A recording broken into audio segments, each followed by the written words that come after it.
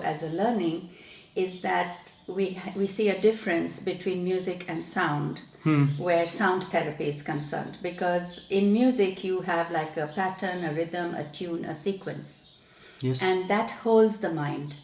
Whereas in sound, you try not to have a pattern, a sequence, a rhythm, and a tune. And so the mind tries to keep up, but fails to keep up, and then moves away. And that is where the effect goes into the subconscious. Okay. And that is where the healing basically begins to happen, the cleansing, the clearing, the relaxation.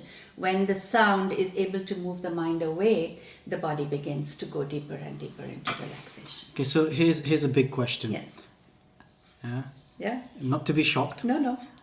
How many people say this is mumbo jumbo? Before they have the experience, quite a few come in very reluctantly. Sometimes family members bring them in. Sometimes they